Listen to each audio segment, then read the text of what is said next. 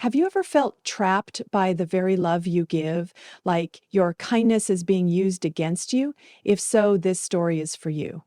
My name is Ilara, and at 68, I thought I had found my sanctuary in my daughter, Evelyn's home. Every morning, a quiet coffee, but beneath that peaceful surface, a hidden cost was waiting.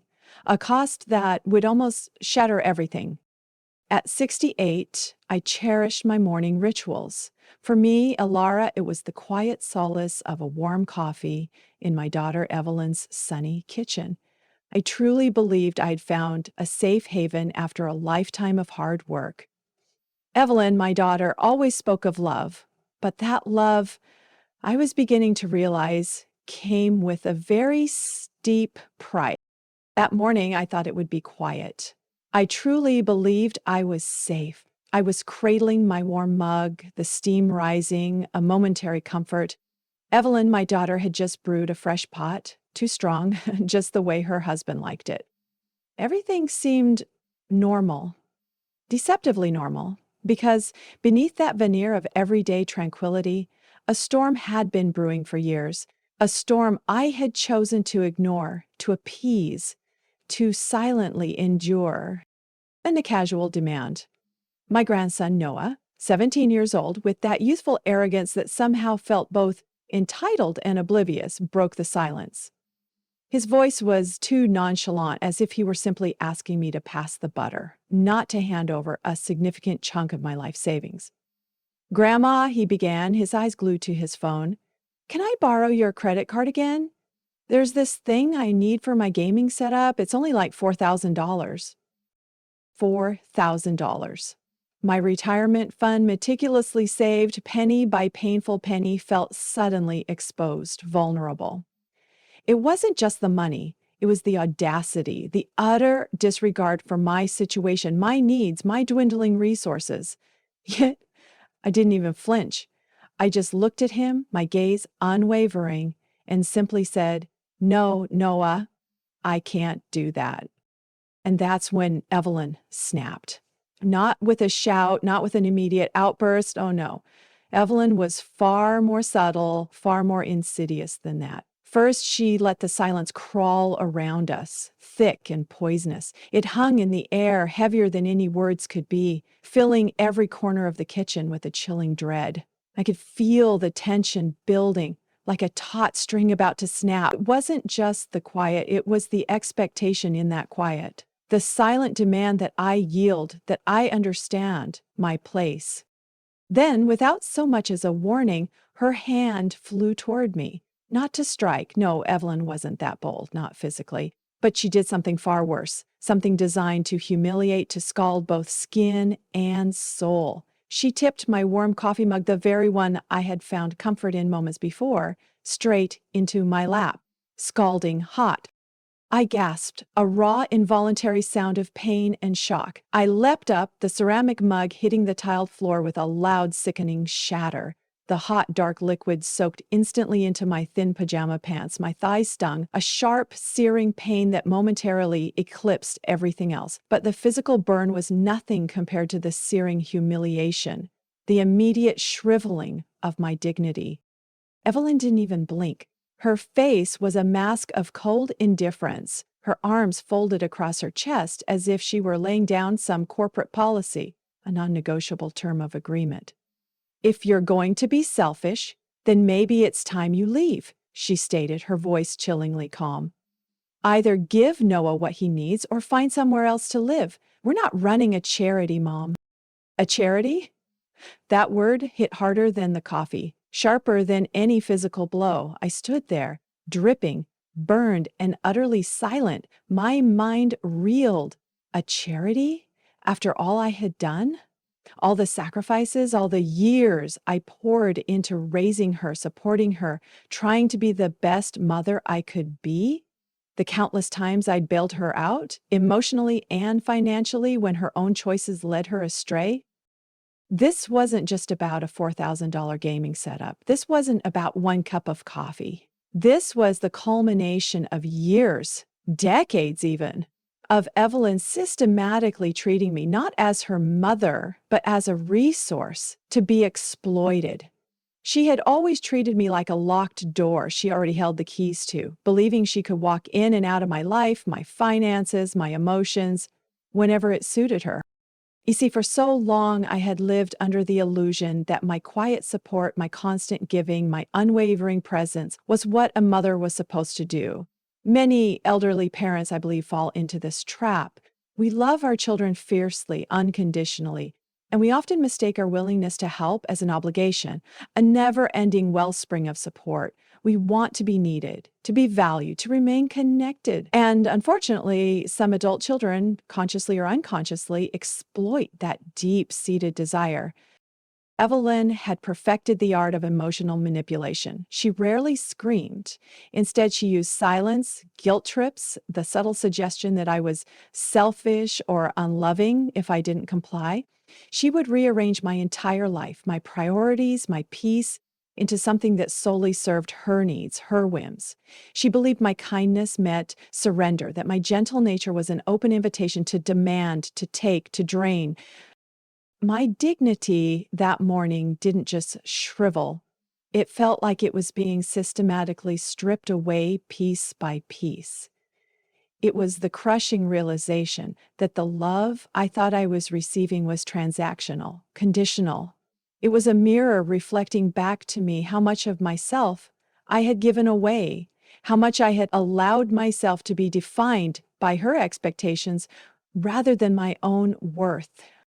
This incident, as jarring as it was, became the ultimate breaking point. It was the moment I finally saw the truth, stark and undeniable. Evelyn didn't value me as a person, as her mother. She valued what I could do for her. And in that raw, burning moment, standing there soaked and humiliated, I knew something had to change, not just for my comfort, but for my very soul. My silence, my compliance had become her weapon, and it was time to disarm her. I didn't say a word. My silence this time wasn't weakness. It was a decision that would change everything. I didn't say a word. There was nothing left to say. What words could possibly mend a heart so brutally broken or a bond so carelessly discarded? My silence this time was not born of fear or resignation, but of a newfound clarity. It was a conscious decision, a stark, simple choice. I would no longer participate in my own undoing. I turned my back on Evelyn, on Noah, on the remnants of a relationship that had become toxic beyond repair. I walked out of that kitchen, out of that house, the very place I had once believed was my sanctuary, my final haven. I didn't go far. My destination was my small room at Golden Pines Assisted Living. It was a place I had initially viewed as a temporary stop, a practical solution for my later years. But in that moment, as I stepped through its familiar doors, it transformed. It became my fortress, my sanctuary, my safe haven, a place where I could breathe, truly breathe for the first time in what felt like forever. That entire afternoon, I sat in my room. The sting on my thigh, a vivid reminder of Evelyn's cruelty, was a constant throb. But it was the ache in my soul, the profound sense of betrayal and loss that truly consumed me. I didn't cry. The tears had been dried up by years of quiet suffering, years of telling myself that this was just how families are, that I needed to be strong. But now there was only a hollow emptiness, a silent resolve. Then a soft knock on my door. It was Marjorie, dear, sweet Marjorie, my friend, my confidant, my anchor in the calm seas of Golden Pines. She walked in, her silver-streaked curls bouncing gently, a warm smile gracing her lips, carrying a plate of her famous banana bread, still warm from the oven, and 2 mugs of ginger tea. Marjorie didn't need me to tell her what had happened. She knew. Everyone at Golden Pines, in their own quiet way, knew. Not because I had openly broadcast my pain, but because they had witnessed the storm that often engulfed me when Evelyn was around. And they had seen me stoic and unyielding, remain seated through it, refusing to be broken. Marjorie, with her gentle wisdom, didn't ask what happened. She didn't need to. Instead, Her eyes, filled with a deep understanding, simply met mine. "Do you think she'll be arrested?" she asked softly, her voice a soothing balm. I paused, sipping the warm, slightly spicy tea. The question felt distant, almost irrelevant. "I don't know," I replied, my voice raspy but clear. "And it's not up to me anymore." And that, right there, was the moment I felt it. The first true tremor of freedom. Not vengeance, not anger, just distance. A profound, liberating distance. Evelyn had already lost the one thing she could never truly control, the one thing she couldn't fake or manipulate. Access to me, to my name which she had used to gain favors, to my mind which she had twisted with guilt and expectation, to my life which she had rearranged like furniture to suit her own comfort. She didn't just lose money that day, she lost the entire game. Because when you gamble on someone's silence, when you believe their compliance means they're eternally yours to command, and then they finally speak, that's the moment you realize you were never winning. You were merely exploiting their kindness, and now that well has run dry. Marjorie just nodded, her eyes twinkling with understanding. She knew what that distance meant. She knew it meant a new beginning.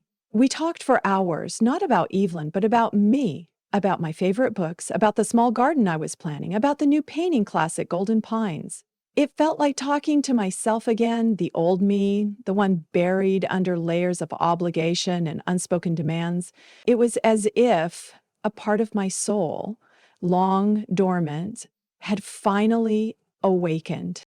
Later that night, the world felt different, calmer, lighter.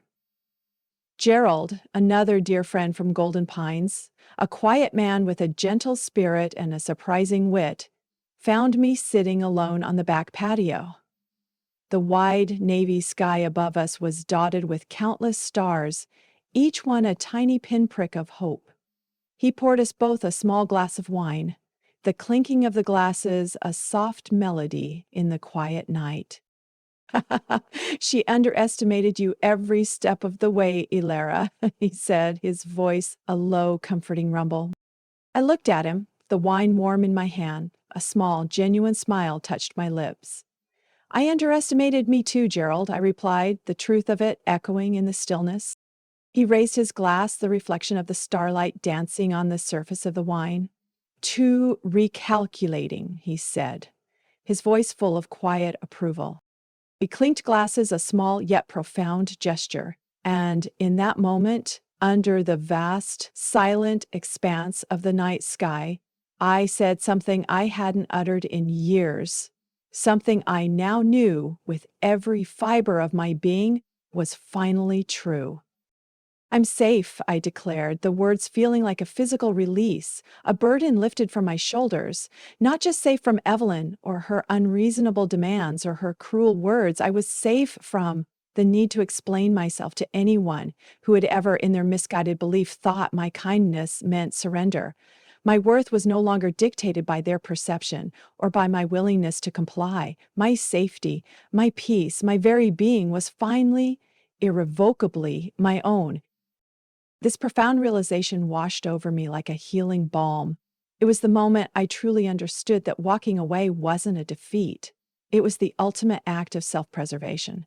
It was taking back the power I had unknowingly ceded, brick by brick over the years. It was the realization that my dignity, once shriveled, was now blooming again, stronger and more resilient than ever before. I had changed the locks, and no one, not even my own daughter, held the keys to my peace any longer. "I am safe," I declared. The words, simple as they were, felt monumental. A declaration of independence whispered to the vast, silent night. Not just safe from Evelyn or her relentless demands or her venomous words. I was safe from something far more insidious. The need to explain myself to anyone who ever, in their misguided perception, thought my kindness meant surrender. That night, as Gerald and I shared our quiet moment under the stars, a profound realization bloomed within me. For so long, I had believed that if I just explained enough, if I just gave enough, if I just sacrificed enough, Evelyn would eventually see my love, appreciate my efforts, and treat me with the respect I deserved. I had become a chronic explainer, constantly justifying my decisions, my feelings, my very existence to someone who had no interest in truly understanding me. It was exhausting, it was soul crushing, and it was utterly futile.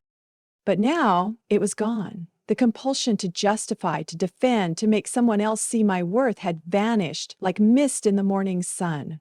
Evelyn's judgment no longer held power over me because I had taken back the judgment of myself. Her approval was no longer a currency I desperately needed because I had found the infinite wealth of my own self-acceptance. That night, for the first time in years, I slept with the window open again. It was a small, seemingly insignificant detail, but it symbolized everything. For so long, the windows in my life, both literal and metaphorical, had been tightly shut, shut against the cold winds of judgment, against the harsh light of reality, against the discomfort of truth. I had closed myself off, retreating into a shell of guarded peace, always prepared for the next emotional assault. But now, the cool night air drifted in, carrying with it the scent of blooming jasmine from the garden, the gentle murmur of distant crickets. It felt like a cleansing breath. It felt like trust. I wasn't afraid of what might come in. I was embracing the freedom of what I had let out. I had released the fear, the obligation, the need for validation from those who would never offer it freely. This newfound peace wasn't a sudden, blinding flash of enlightenment. It was a quiet, steady warmth that permeated every fiber of my being. Each day I discovered more of myself, the me that had been buried under layers of Evelyn's demands and my own self-imposed obligations. I started sketching again, something I hadn't done since my 20s. I joined the Golden Pines Gardening Club, nurturing new life from tiny seeds, much like I was nurturing my own spirit. I found joy in simple conversations with Marjorie, Gerald, and the other residents, genuine connections built on mutual respect and shared experiences, not on transactional favors. And then came Gerald's profound observation. I underestimated me too. That simple sentence resonated with such a deep truth. How many times had I, in my eagerness to be a good mother, a supportive grandmother, inadvertently diminished my own worth? How many times had I convinced myself that my happiness was secondary to the needs and wants of others, especially my own family? This is a crucial point for so many of us, especially as we age. We are often taught that selflessness is a virtue, and indeed it is in healthy doses. But when selflessness becomes self-erasure, when our kindness is mistaken for weakness, when our boundaries are not merely crossed but utterly trampled, that's when it becomes destructive. We become so accustomed to giving, to solving problems, to being the rock for everyone else, that we forget we need to be our own rock too. We underestimate our own resilience, our own right to say enough. Setting boundaries, I realized, isn't about being mean or selfish. It's about self-preservation. It's about protecting your emotional, financial, and spiritual well-being. It's saying, I value myself enough to not allow myself to be treated this way. It's a declaration that your peace, your dignity, your very sense of self is non-negotiable. For a long time, I had seen my boundaries as a potential source of conflict, something that would push my daughter away. But now I saw them as the very foundation upon which a healthy relationship, or indeed a healthy life, must be built. Without them, there is only chaos and resentment. My journey wasn't about punishing Evelyn. It was about liberating myself. It was about choosing my peace over her demands, my well-being over her endless wants. The act of walking away, of severing that toxic cord, was the most profound act of self-love I had ever committed. It taught me that sometimes the most loving thing you can do for yourself and paradoxically for others is to create distance and let go of the need to fix, to control, to appease. I reflected on all the years I spent trying to make Evelyn happy, trying to earn her love and respect. But true love, true respect is not earned through endless sacrifice. It is given freely, or it is not true at all. And what I had with Evelyn was not love. It was a transaction, a power dynamic where I was always the one giving and she was always the one taking. For those of you watching, perhaps you recognize parts of my story in your own life. Perhaps you too have a loved one who constantly takes, who uses your kindness as a weapon. Perhaps you felt that creeping dread, that slow erosion of your own spirit. My message to you is this: your peace matters. Your dignity is sacred. You are worthy of respect, not because of what you can give, but because of who you are. It's never too late to recalculate, as Gerald so wisely put it. It's never too late to change the locks, to reclaim your own keys, to finally sleep with your window open, allowing the winds of freedom and serenity to sweep through your life. I am safe. And in that safety, I have found a profound, enduring peace. It's a peace that no amount of money, no gaming setup, no selfish demand can ever take away from me again. It is truly priceless. I am safe, and in that safety, I have found a profound, enduring peace. It's a peace that no amount of money, no gaming setup, no selfish demand can ever take away from me again. It is truly priceless. The wind through my open window, the quiet strength in my own heart, the simple joy of a friend's company, these are the true treasures of my life now. My journey, though painful in its origins, has led me to a place of unexpected liberation. This isn't merely the end of a painful chapter, it's the vibrant beginning of a brand new one. A chapter where I, Alara, get to define my own narrative, where my days are filled with genuine connections, with pursuits that bring me joy, and with the quiet satisfaction of knowing I am living authentically on my own terms. The bruises on my skin from that scalding coffee have long since healed, but the lesson it etched into my soul will remain forever. It was a baptism by fire, a harsh awakening, but one that ultimately led me to reclaim myself.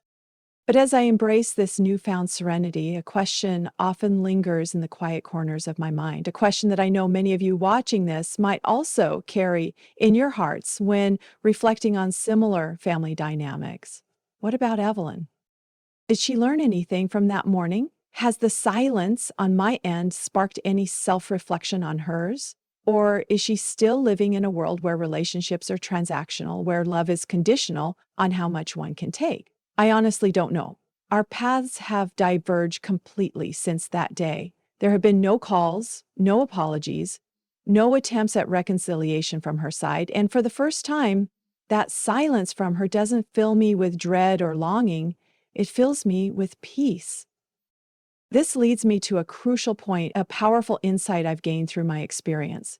Often, when we set boundaries with people who have consistently exploited us, they react not with understanding, but with anger, confusion, or a deeper sense of entitlement. They may try to guilt trip us, to manipulate us, or to paint us as the villain.